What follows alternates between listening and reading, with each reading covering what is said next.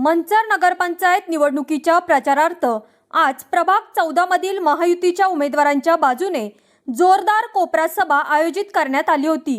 ही सभा नगराध्यक्ष पदाच्या भाजपा राष्ट्रवादीच्या अधिकृत उमेदवार सौ मोनिकाताई सुनील बानखेले आणि प्रभाग 14 चे राष्ट्रवादी भाजपा नगरसेवक पदाचे उमेदवार धनश्री बोराडे यांच्या प्रचारार्थ आयोजित करण्यात आली होती।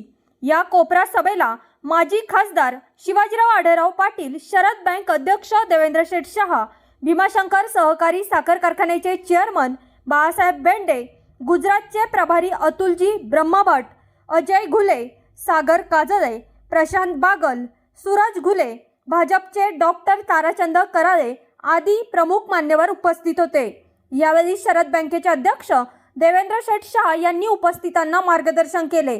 त्यांनी नागरिकांना आवाहन केले की विकासाची गती कायम ठेवण्यासाठी नगराध्यक्ष पदाच्या उमेदवार मोनिका बानखेले आणि प्रभाग 14 चे उमेदवार धनश्री बोराडे या दोघांनाही प्रचंड मताधिक्य देऊन विजयी करावे।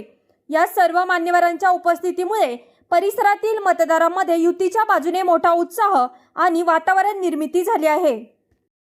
असं वाटायचं की कायम सुनील भाऊ हा पक्षात, राजकीय याच्यात, समाजाच्या कार्यात कार्य करणारा कार्यकर्ता आहे, म्हणून मोनिकाताईला या ठिकाणी तिकीट आहे। परंतु गेल्या 10-15 दिवसामध्ये त्यांचं रोजचं जर पाहिलं तर मोनिकाताई आमच्या त्याही पुढे 2 पावलं आहेत का काय आता असं वाटायला लागलं। काल रात्री त्यांचा आणि माझा दिवस प्रचाराच्या निमित्तानं रात्री 1 वाजता संपला, बरोबर ना, आणि तिचा दिवस सकाळी 4:30 वाजता सुरू झाला। गुरुचरित ते पारायणाला बसायला, अरे म्हटलं निवडणूक तू काय चालवलंय? ते 4:30 वाजता तिथे 6:30 वाजता मी त्या ठिकाणी दरवर्षी असतो आरती करायला गेलो। तिथे पाऊल मी अचंबित झालो की एक अशा पद्धतीचा घर, माय माऊली, आपला संसार, जीवन अशा पद्धतीने किती काही असलं तरी त्या एका याच्यात असतं। स्वतःच्या जीवनात किती अडचणी राहिल्या, कशाही राहिल्या, तर त्या सगळ्या बाजूला ठेवून आज या ठिकाणी स्वतःच्या संसाराला तोंड देऊ पुढे या ठिकाणी समाजाने नगराध्यक्ष पदाची जबाबदारी दिली असताना मी निश्चित सांगतो अशा प्रकारचा उमेदवार अगदी चांगल्या पद्धतीने या नगरपंचायतीला भेटलेला आहे। मी खरं दादा तुमचं मनापासून हे करेन, तर केवळ हा कुठलाही लादलेला उमेदवार नाही, गेल्या 6 महिन्यापासून एक चांगला नवा चेहरा आणि चांगल्या पद्धतीने या ठिकाणी काम करतील अशा या ठिकाणी आपल्या सगळ्यांचे उमेदवार। आणि त्याचप्रमाणे या युतीच्या माध्यमातून थोडंसं आम्हाला हा प्रश्न बोलायचा नाही, पण 17 जागा होत्या। दादा साहेब जेव्हा बसले तेव्हा 17च्या 17 जागा जवळपास त्यांनी सांगून टाकलं होतं की तुम्ही मंचरकर आहात, आम्ही तुमच्या मागे आहोत, तुम्हाला जे हवंय नगरपंचायतीला, नगरपंचायतीची बॉडी यायच्या आधीच जे काही प्रशासन असेल, जे जे विचार करू शकत नसेल अशा सगळ्या गोष्टी या ठिकाणी जवळपास यादी वाचत बसत नाही, आपल्या सगळ्यांच्या समोर ते आहे। सगळ्या कार्यकर्त्यांनी सांगितले 156 कोटी रुपये इतके आधीच या ठिकाणी मंजूर करून दिलेले आहेत। विविध कामं या ठिकाणी झालेली आहेत, पुढे झालेली आहेत। मी जसं म्हणतोय गावाचं शहर झालं, हे सगळे बंगले मजले सगळे होत असताना त्याचे प्रश्न सुद्धा तेवढे जटिल होत असतात। एवढ्या सगळ्यांचं ड्रेनेज काढायचं कसं, ड्रेनेज असेल तर ते बंद कसं करायचं, त्याच्या लाईट कशा आणायच्या, पॉवर कशा आणायच्या, पाणी कशा आणायच्या, आणि याहून पुढे म्हणजे घनकचऱ्याच्या बाबतीत आपण कचरा काढला की टाकला, दादानी त्यावेळा लोकसभेच्या खासदार निधीतून आपल्याला 1-2 गाड्या दिल्या,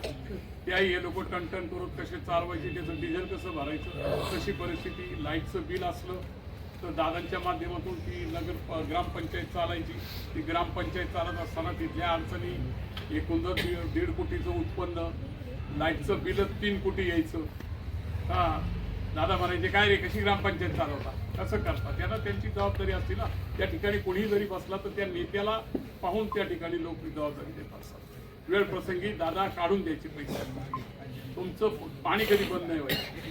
गोटू जेव्हा बसला तेव्हा लाला बँकेचा तो चेअरमन, त्याला इथं तिथं बसल्या असं वाटलं भयंकर ही खुर्ची कशी आहे।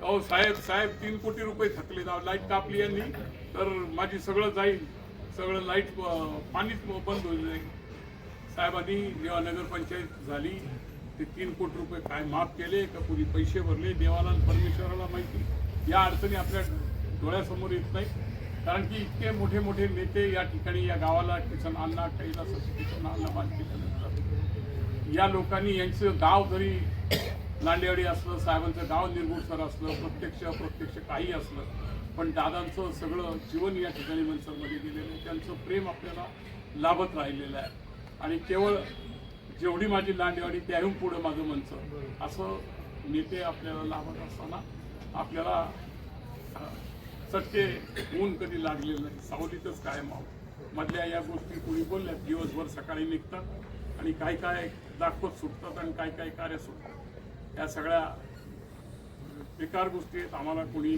आम्ही त्याला उत्तरं देणार नाही. तरी काल आमच्या सकाळी सुनील भाऊनी राहवलं नाही. जे जे सांगायचं दाखवायचं सगळं सांगितलेलं आहे. पण त्या याच्यात जाऊ द्या, आपण चांगल्या विचाराची माणसं आहोत, खूप चांगलं घडवण्याच्या दृष्टीने माणसं आहोत. 17 जागा जेव्हा वाटपाचं ठरलं तेव्हा सगळीकडे तोडीस तोड असे सगळे उमेदवार होते. म्हणजे इथं एक उमेदवार द्यायचा तर 2 तुल्यबळ राष्ट्रवादीकडे उमेदवार होते. दोन्हीतून कसा मार्ग काढायचा अशी परिस्थिती जवळपास होती.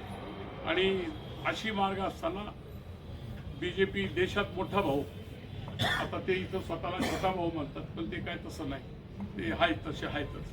पण त्यांनी पण मानलं आम्हाला तुमच्याबरोबर यायचं आहे. विधानसभेत नामदारांनी सांगितलं, दादांनी सांगितलं, बघा तुम्हाला जमत असेल तर करा. काल विधानसभेत माझ्या लोकसभेत कायम या कमळ आणि त्याच्या सर्व कार्यकर्त्यांनी या ठिकाणी प्रामाणिकपणे काम केलेलं आहे.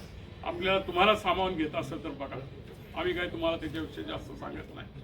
या दोघांचा आदेश म्हटल्यावर आम्ही त्या जरूर काही जागाची चर्चा झाली असेल. स्वतः ते भोसरीचे त्यांचे नेते महेश दादा लांडगे स्वतः यायचे आणि एकदा दोनदा तीनदा चारदा पाचव्या आले. म्हटलं बाळासाहेब इतकं काय आपल्याला काय करता येणार नाही.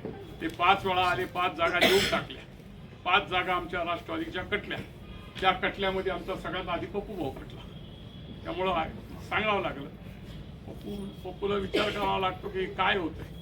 ते कुठेतरी जवळपास आलतो आणि अशाच पद्धतीने झालं. पण एक समजदार आणि कर्तृत्ववान मुलगा, ज्या त्याचं जीवन सांगण्याची मला गरज नाही, पण दादा ज्या पतसंस्थेत ते सचिव म्हणून होते, एक लेखनिक म्हणून होते, त्या पतसंस्थेचं ते आज चेअरमन आहे, विश्वासानी आहे. आणि 25 कोटी रुपये 35 कोटी रुपये एवढा विश्वास लोकांनी जनतेवर त्याच्यावर फक्त बागलवस्तीत नाही, संबंध मनसरकर आणि परिसरांनी दाखवला. म्हणजे अहो सचिव 10 लाख रुपये तिथून ते आहे. सामान्य माणसाचं जीवन तो स्वतः इतकं बदलू शकतो, पतसंस्था करू शकतो. स्वतः एक चांगला बिल्डर, कुठेही त्याच्या तक्रार